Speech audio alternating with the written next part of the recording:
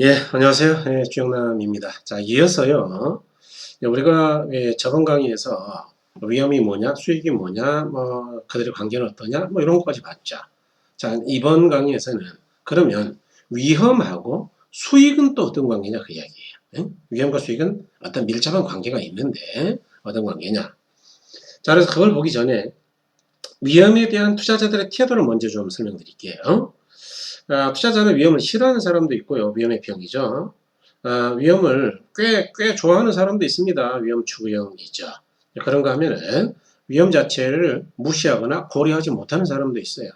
그런 걸 위험 중립형이라 한다. 가장 줏대가 없는 게 위험 중립형이죠.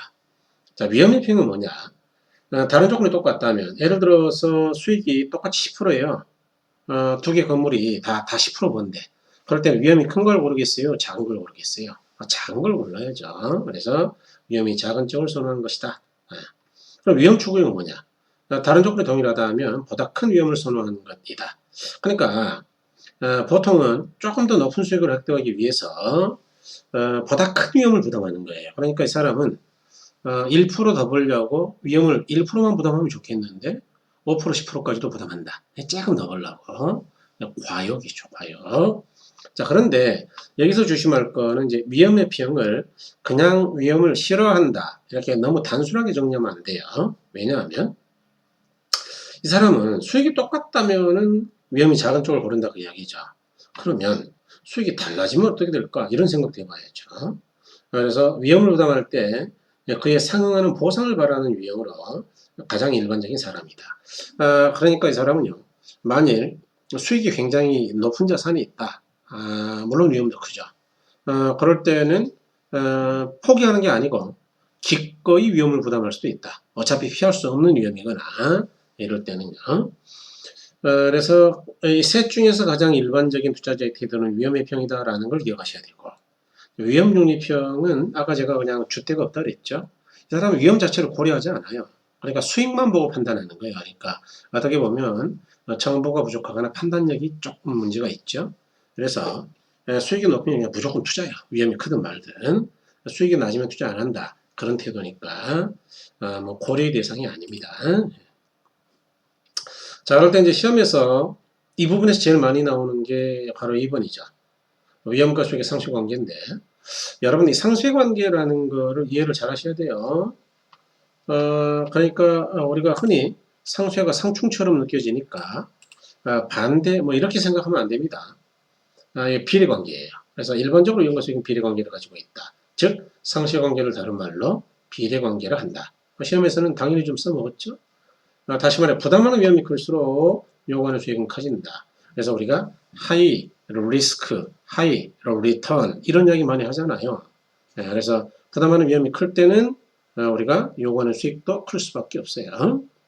이와 같이 위험과 수익의 이 같은 관계를 위험과 수익의 상쇄관계 또는 비례관계라고 한다. 자, 그러므로 투자자의 요구 수익률은요, 무위험률에다가 위험할증률을 더한 것이에요. 다시 말해서 무위험률은 자 밑에 정리가 되어 있죠. 정기예금이자나 국공채 수익 같은 건데, 그러니까 누구나 벌 수 있는 거예요. 이거 누구나 그냥 투자하면 무조건 주는 것. 그다음에 그러다 보니까 일반 경제 상황하고 관계가 있는 거지. 투자자 개인하고는 아무 관계 없어요. 즉 투자자의 위험 혐오하고는 관계가 없다 그 이야기예요. 그럼 위험할증률은 뭐냐? 이걸 다른 말로 위험 대가율이라 그럽니다. 다른 말로 리스크 프리미엄 즉 위험 프리미엄이라고도 이야기를 해요. 그러니까 이 위험할증률은 위험을 부담할 때만 주는 거예요. 그래서 체계적 위험에 비례하는 위험에 대한 대가이다. 위험을 부담할 때 주는 거다. 그래서 부동산의 종류, 예컨대 주거용보다는 상업용이 위험하겠죠.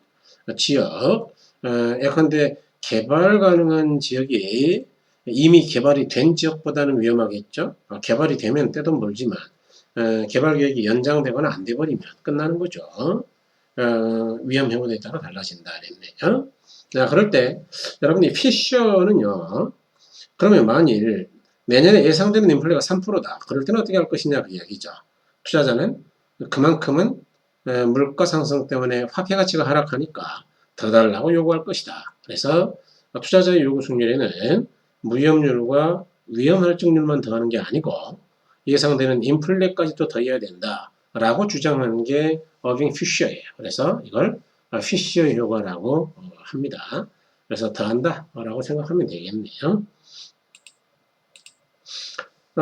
자, 결론인데, 자, 일반적으로, 자, 위험과 수익은, 비례관계에 있다. 이걸 위험과 수익의 상쇄관계라 했죠. 그럼 부담하는 위험이 크면, 당연히 요구 수익도 커진다. 그게 비례죠. 그 다음에 이번에 투자자들은 예상되는 인플레만큼 요구 수익을 더 달라고 할 것이다. 이게 피시어의 효과죠. 시험에서는 종종 써먹는 지문이에요. 그 다음에 4번에, 자, 위험과 가치의 균형인데, 이건 조금 어려운데, 다행히 시험에서는 뭐 많이 내진 않아요. 왜 이게 어렵냐 하면 아직 감정평가를 잘 모를 때 어려운 거죠. 지금까지 공부한 걸로 한번 해볼게요. 여러분 위험과 수익은 비례한다면서요? 그러면 위험이 커. 위험이 크면 요구 수익이 작아지겠어요? 커지겠어요? 커지겠지. 요구 수익이 커지면 투자 가치라는 거는 예상 수익을 요구 수익으로 나눈 값, 할인하는 값이거든요. 분모가 커져. 투자 가치는 커지겠어요? 작아지겠어요? 작아지죠. 그래서 이와 같이 요구 수익이 클수록 투자 가치가 작아진다라는 걸 위험과 가치 균형이라 그래요. 그래서 한번 읽어보자고요. 읽어보면 됩니다. 이건. 자, 부동산의 투자 가치란 부동산을 소유함으로써 예상되는 장래 편익이 부동산 투자자에게 주는 현재 가치로 이때 할인율로 요구 수익률이 사용된다. 요구 수익률은 위험과 비례 관계에 있으므로 위험이 클수록 요구 수익률도 커진다. 따라서 투자에 대한 위험이 높을수록 부동산의 투자 가치는 일반적으로 하락한다.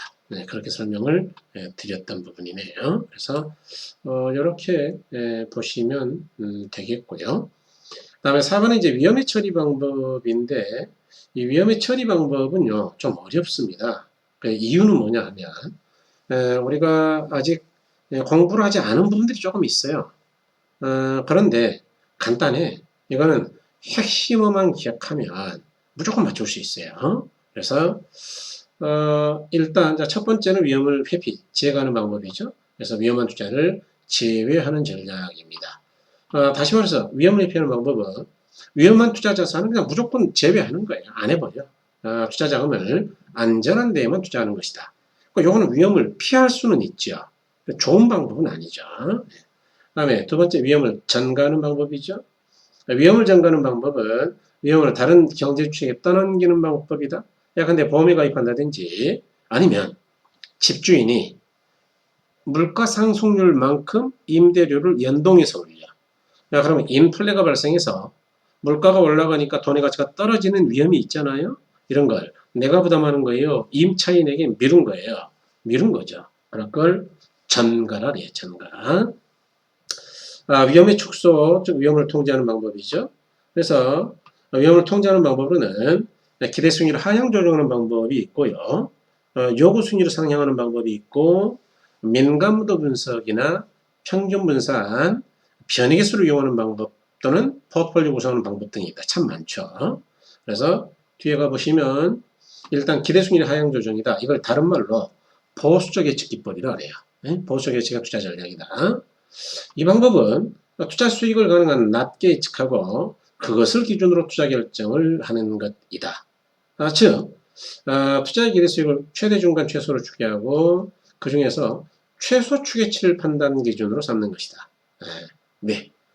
최대치를 잡으면 실수할 가능성이 있으니까 예상에서 실수를 피하려고, 즉 위험을 줄이려고 최소치를 잡는 거예요. 이는 위험을 회피할 수 있을지언정 부의 극대화는 불가능하다. 왜요? 부의 극대화, 돈을 많이 벌려면 위험을 무조건 많이 부담하는 거예요. 왜? 위험과 수익은 비례관계에 있으니까. 그런데 이거는 위험을 적게 부담하려고 하잖아요.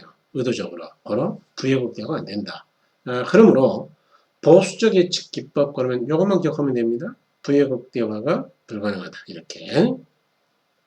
다음에 동그라미 2번이 요구 수익률의 상향 조정인데 다른 말로 이제 위험 조정 할인율의 사용이죠. 뭐 양쪽 다 시험에 써먹는데 이 방법은 투자자들이 투자안의 위험을 감안하여 투자안에 대해 요구 수익률의 기준을 상향시키는 말한다. 즉 요구 수익률을 결정하는 데 있어 감수해야 하는 위험의 크기에 따라서 정도에 따라 그만큼 위험할증률을 증가시키는 것이다. 아까 요구 수익률은 무위험률 더하기 위험할증률이라고 했죠. 위험할 확률은 위험을 부담하는 대가죠. 바로 부담하는 위험이 커지면 위험할 확률이 작아지겠어요? 커지겠어요? 커지겠네. 그럼 많이 더하겠네. 그래서 요구 수익률이 상향되는 거죠. 요거는 시험 문제에서 맨날 나온 게 이거예요. 즉 위험한 투자안일수록 위험이 클수록 요구 수익률, 할인율이 낮은 거예요, 높은 거예요? 높은, 이게 핵심이다. 그래서 이렇게 핵심을 기억하시면 된다. 라고 이야기 드렸습니다. 나머지 뭐 민감도 분석이나 감흥도 분석에 나중에 또 개발해서 나와요. 그래서 그때 가서 보시기로 하겠습니다. 여러분 이렇게 해서 이번에 이제 위험과 수익의 관계에 대해서 정리를 하겠습니다. 대단히 수고하셨고요. 감사합니다.